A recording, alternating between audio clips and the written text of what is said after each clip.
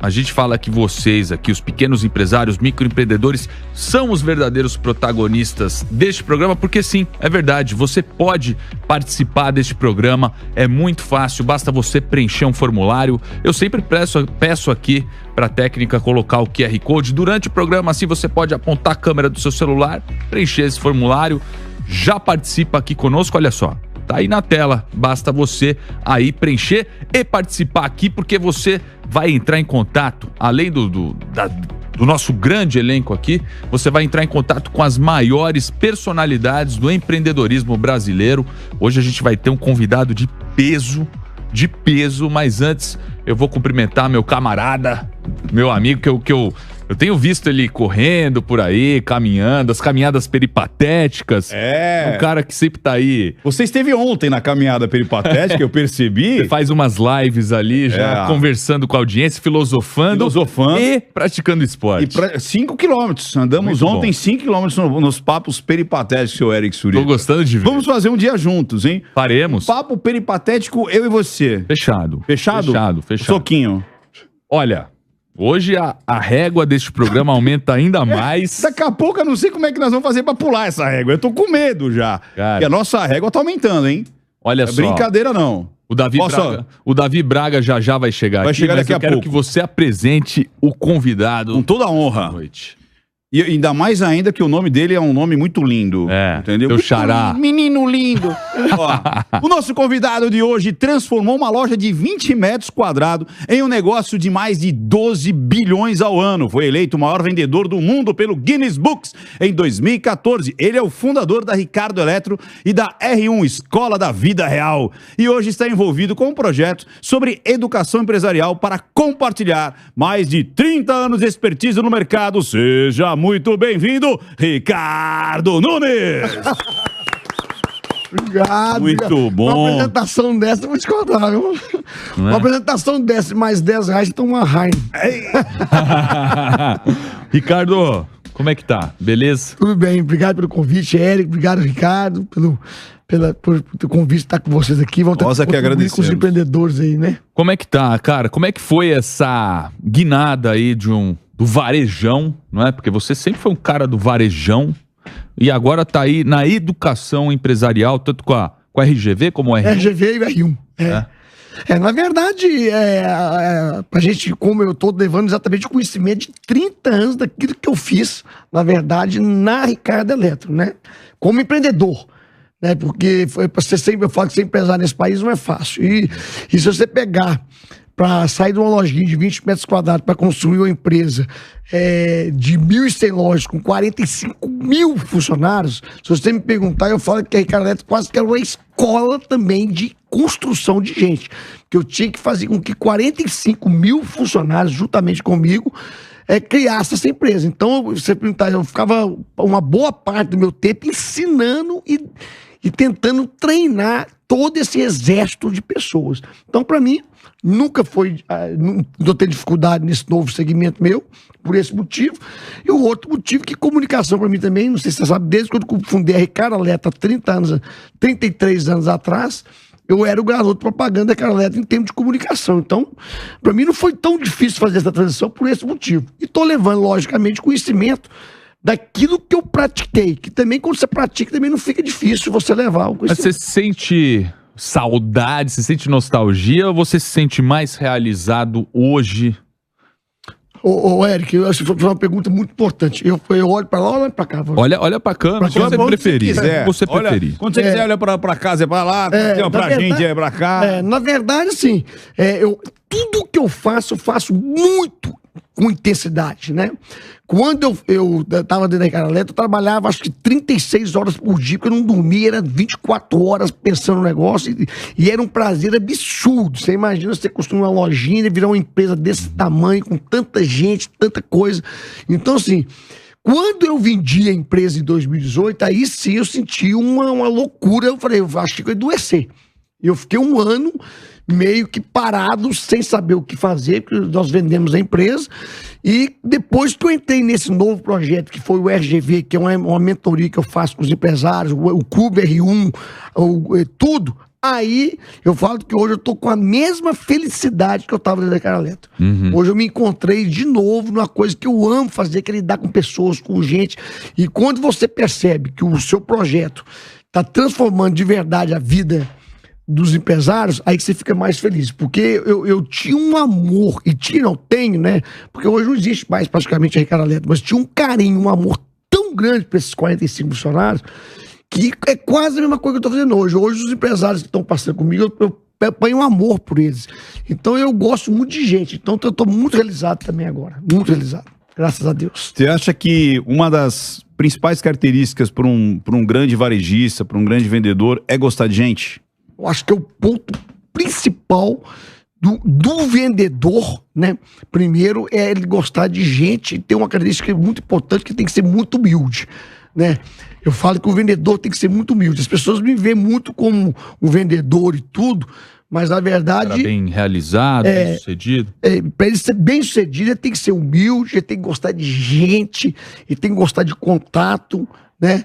Eu acho que isso é uma das características principais. Agora tem muita coisa que eu falo numa empresa, né? Que nós vamos conversar com os empreendedores aqui antes de chegar na venda. Porque muita gente fala assim, cara, pô, você é o maior vendedor do mundo, você vende 1 bilhão todo mês, né? A empresa vendia 12 bilhões por ano. Então, só que é o seguinte, venda é o último passo. Você como um varejista que foi também, eu como vendedor, é o último passo. Antes tem que criar processo, pessoas, gente, operação, saber delegar, construir a coisa. Para um marketing, que eu falo que é a coisa mais importante de qualquer negócio, para chegar na venda. Então, eu não vendi 1 bilhão só porque eu fui eleito o maior vendedor do mundo. É porque tinha muita coisa por trás. Quem vai lá comigo no treinamento meu do RGV, falei, cara, eu achei que você falava de venda. Mas na verdade, meu amigo, venda é o último ponto, é a bola que você põe no gol para chutar. Mas antes disso tem muita coisa, tem que saber comprar bem, tem que saber negociar bem, tem que saber fluxo de caixa, tem que saber o que é um DRE, que é um controle de estoque, com controle de processo. Então, as pessoas assustam com tanta coisa que tem por trás. É muita informação, né? É aquela velha história, né? Quem não controla não gerencia, né? Gerencia. Quem não mede não gerencia. Então, e como controlar uma rede, cara? Porque uma coisa é você... 1.100 lojas. Agora 1.100 lojas. Você sabe que, assim, vou completar a pergunta do Eric, assim, uma curiosidade muito grande é como crescer rápido, porque você cresceu muito rápido. Como é que você consegue agregar tanta gente, você entendeu? Tantos talentos. Ótima pergunta. Porque, tudo bem, não é só ter dinheiro, você tem que ter os talentos. O dinheiro é a última coisa. Então, e aí? Como é que faz isso daí? Não, primeiro, as pessoas têm mania assim, de pensar que cresceu rápido. Realmente, eu construí uma empresa que faturava, por exemplo, 5 bilhões com 20 anos de idade. Então, realmente, cresci muito rápido. Mas, para chegar nesses 20 anos, assim, quando eu apareci mesmo, que eu tinha mais ou menos uns 15 anos... Você falou que... entendi. 20 anos de empresa. De empresa. Tá. Eu comecei vamos por 1989, em 2010, estava faturando 5 bilhões, mais ou menos uns 20, 21 anos, que explodiu. Mas, assim, demorou 20 anos. Só que quando explode, principalmente nos canais de comunicação, em todos os canais de televisão, rádio... 20 anos, 5 bilhões já é grande, cara. É muito grande. É muito grande. Aí você muda assim, o que fez, cara? Eu acho, primeiro ponto, você falou...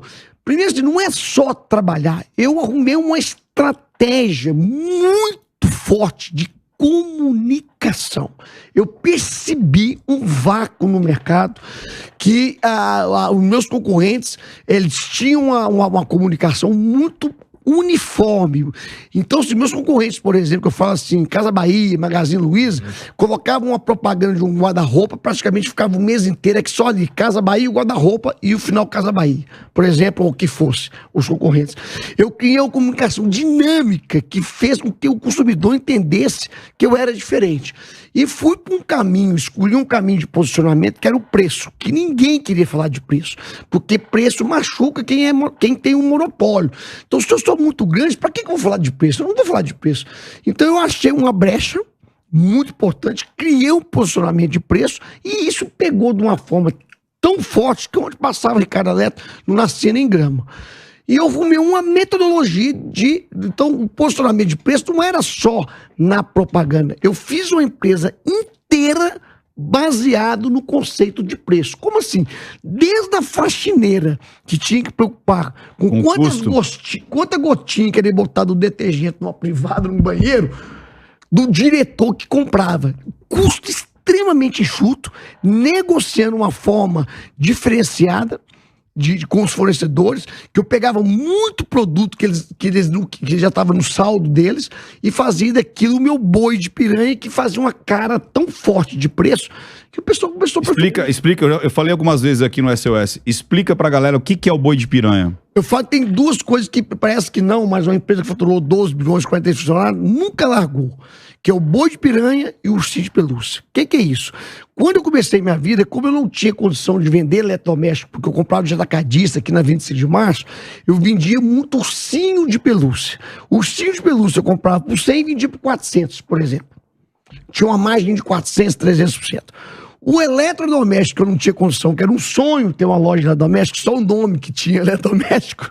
Tanto que o pessoal me chamava de maluco, porque 90% da loja era ursinho de pelúcia e só 10% era 3, 4, 5 liquidificador. Eu comprava o liquidificador por 50 e vendia por R$ 29,90, abaixo do preço. Só que eu vendia 1.000 ursinhos de pelúcia e 10 do liquidificador. Então tinha sempre alguma coisa subsidiando aquele boi de piranha. Mas o boi de piranha é aquele produto que você põe para chamar o cliente, mas você tem que saber criar o ursinho de pelúcia, que é o produto de rentabilidade. Parece não, é simples, só que a metodologia de compra, que eu comprava todo mês, 700 milhões de reais todo mês, tinha essa metodologia. Quando eu ia negociar com o fabricante, eu falava assim, Brastemp, eu te compro 50 SKU. 50 SKU, assim, te compro micro-ondas, televisão, geladeira, lavadora. Tá, então você vai me vender 50 itens. Desses 50 itens, eu quero 2 bois de piranha, que ninguém vai ter, que vai ser um preço que só eu vou ter, que no lugar de vender 1.000, eu vou vender 10.000 peças. E eu conseguia 2 bois de piranha, geralmente, com todos os fornecedores. E quando a concorrência foi entender isso, eu já estava... O que você fazia, você já estava lá na frente. Eu já estava faturando 1 bilhão já. Como era a metodologia. Então foi um método mesmo. E esse método que eu levo hoje para os empresários. Que tem jeito de fazer, estou fazendo com os empresários hoje. E estão triplicando a vida deles só com essa metodologia. Mas a metodologia eu gasto quase 50 horas para passar ela. Mas o cara sai entendendo como é que eu fiz a empresa. Como é que eu cresci tanto. E você acha que o varejo ainda tem chance? A gente estava conversando aqui nos bastidores a respeito da entrada da digitalização do negócio, do mercado, essas grandes aí redes aí, sites que acabam atravessando negociações. Você acha que isso tende a destruir o varejo por completo? Olha, antes do Ricardo falar, até porque a gente conversou lá fora, independente do que ele for falar, eu quero dar depois uma palhinha nessa resposta aí, tá? Legal. Mas, importante. Mas o Ricardo e Eric, primeiro é o seguinte, varejo nunca vai acabar. Nunca vai acabar. Ele está se transformando. E quando existe uma transformação tão forte como essa agora, existe uma quebradeira geral, porque mudou o formato. E as pessoas têm mania de criticar quem quebra, quem passa por dificuldade, mas só quem é empresário de verdade, que está nos seus negócios, sabe o que é empresariar e quando as coisas mudam a forma de fazer. Então, por exemplo, eu fui há muitos anos atrás numa feira que chama NRF nos Estados Unidos. Você deve ter ido. Que número já? 100 e tralalá. Ela tem mais de 100 anos. Deve ser umas 110, 115 anos já. E aí o cara lá falou, como é que a Kodak não enxergou que o mundo ia mudar pro digital? Isso numa mesa com poucos empresários. Eu tive a oportunidade de sentar. O presidente da Kodak falou, meu amigo, deixa eu te falar. Você acha que uma empresa como a nossa não sabe que o digital, a câmera digital vai acabar com tudo, não? Só que nós temos um problema, você não desmobiliza. Sabe quanto custa uma máquina de revelação, para revelar filme, que tem mais de 1 bilhão de máquinas espalhadas no mundo inteiro? Custa $1 milhão, financiada por uma pessoa lá no Brasil, na Europa, na Inglaterra. Se eu desmobilizar e incentivar a máquina digital, eu vou quebrar em 1 ano. Se eu segurar, eu vou quebrar em 4. Se eu segurar, eu posso quebrar em 10. Então, não é que não chegou. Você não desmobiliza um tipo de negócio que tinha um formato para outro formato sem passar uma ruptura e uma dor muito forte. Então, o que está vivendo no varejo agora é mais ou menos isso. Como vem as plataformas, como os chineses estão atacando diretamente, eu fui agora na China, diretamente com o consumidor final, o varejista está sem saber o que faz. Então, o cara que tem 1.500 lojas igual a Casa Bahia, que estão com, não sei, quase 60 mil funcionários instalados, como que você desmobiliza uma empresa dessa? O povo acha, igual você falou, que dinheiro cai do céu. Então o cara tá sofrendo e às vezes não tem saída mesmo. Às vezes tem que sofrer, tem que morrer para nascer de novo. Talvez o pequeno varejista que não tá com essa pujança toda é o que sobrevive, que vai crescer. Então sempre passa por transformações. Então não vai caber o varejo. Às vezes o maior agora ele tá sofrendo mais, doendo mais. E sempre foi assim. Eu lembro quando teve uma transformação na época, quando eu estava crescendo, que era Puan quebrou, MAP quebrou, Casa do Rádio quebrou, não sei, vários quebrou, e eu cresci. Porque teve uma mudança do formato naquela época. A indústria vendia por lojista com 180 dias de prazo e trouxe para 60 e quebrou todo mundo. Então, quando existe alguma ruptura, há uma tendência do grande sofrer muito. Então, não vai acabar, mas fato é que é um momento muito delicado para o varejo. Eu gostei do que você falou, Ricardo. Eu achei, lógico, não ia ser diferente, né? Uma resposta extremamente inteligente. Eu queria ver sua visão, Ricardo, porque você conhece muito também. Não. Não, conhece. Eu vou guardar esse recorte agora. Em diferentes proporções. Mas você conhece muito. Porque o que eu vejo, Ricardo, exatamente o que você falou. Eu acho que quem vai sofrer mais é o grande, que tem uma estrutura extremamente mastodôntica, né? Aquele transatlântico. O pequeno, eu sempre falei isso. Quando o pequeno quer ser igual ao grande, ele quebra. Ele não tem ideia o quanto que ele pode ser íntimo do bairro dele. Isso. Então ele não tem que ser igual ao grande. O grande vai ter essa dificuldade, como a gente tá falando, porque a indústria vai vender direto pro varejo. Só que a Dona Maria, às vezes, confia muito mais no João da loja do que entrar na internet e será que realmente é o que eu quero? Será que realmente vai entregar? Ainda tem isso. Eu tava falando agora com a nossa maquiadora, como é que chama? A Rose? Não, a Débora. O quanto que o atendimento, olha isso, o quanto o atendimento faz o estabelecimento. Ela tava falando, inclusive, ela falou assim, gente, até uma cidade inteira, eu fiquei apaixonado, ela tava falando de Maringá. Eu tava falando com a minha esposa o quanto o atendimento transforma o estabelecimento. Ou seja, a gente tava comentando de alguns lugares que a gente foi esse final de semana, que o atendimento fez a gente ficar extremamente feliz. Então o preço já não foi a primeira opção. E outra, quando o atendimento é ruim, aconteceu essa semana também. A gente tava para comprar madeiras, aí ela falou assim, não vamos nessa madeireira porque o atendimento é ruim. E a gente foi na outra, independente de saber quanto que custava naquela lá. Então, mesmo se fosse mais barato, eu falei, ali eu não entro, porque o pessoal é muito chato, não é legal. E aí, então, eu compactuo exatamente com isso. Eu acho que o grande, ele vai ter muito mais dificuldade nessa situação. E o pequeno, se ele souber entender de gente, então eu te ouvi muito, ele tem muito mais chance de ter lucratividade. Porque é a proximidade. Aí, se bobear o pequeno, ele pode comprar da Shopee e vender na loja dele. Sim. O dia tinha um empresário que tava comigo, o Shopee tá acabando comigo. Eu falei, quantas lojas você tem? Eu falei, meu amigo, sabe o que você faz? Compra da Shopee e revende na sua loja. Pois é. Sabe o que ela fez? Tá comprando a Shopee, tá vendendo na loja, explodiu de vender.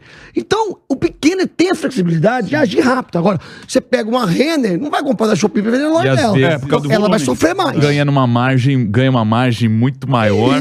Só que assim, o negócio é que a nossa ambição, senhor Ricardo Ventura, a ambição, o cara ele não quer ser pequeno a vida inteira, ele quer ser uma Ricardo Eletro, entendeu? Mas dá. Mas o cara muitas vezes não tem noção do risco, risco. Começar pequeno, fazer o que precisa ser feito e aos poucos você vai alavancando. Eu tenho certeza que o Ricardo começou pequeno, fez o que precisava fazer e aos poucos ele se tornou Ricardo Eletro. É isso que as pessoas não percebem e que é a coisa mais simples e básica, mas que muda o jogo empresarial. Faz o básico, bem feito, começa pelo básico, pega as frutas baixas que você pega com a mão, depois você vai para as frutas médias, depois você vai para as frutas altas e aí você vai alavancando. Senhor Davi Braga, estão pedindo... Boa noite, senhor Davi Braga. Boa noite.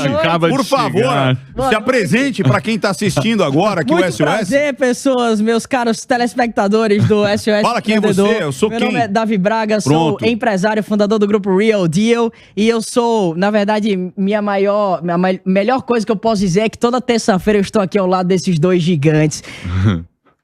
Gigante. Agora foi foda, eu esqueci teu nome. Calma aí.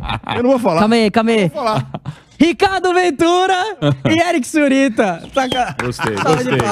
Gostei. Essa é Tá, a minha e maior aquele credencial. ali? Quem que é aquele ali? Não, esse é um cara que eu sou fã e não é de hoje. Você não é meu fã? Depois dessa demonstração bom, de carinho que eu fiz aqui, bom. que eu sou fã e não é Vamos de lá, hoje. certo o nome, hein? Que eu aprendo. Ricardo Nunes. Pelo amor de Deus. Que eu sou fã e não é de hoje, que é um cara que eu admiro demais, que treina empresários, que é um cara que fez, que tem resultado e que, de verdade, é muito do que eu compartilho hoje com as pessoas, eu aprendi com você. Que isso. E não tenho medo nenhum de ensinar e falar isso pras pessoas.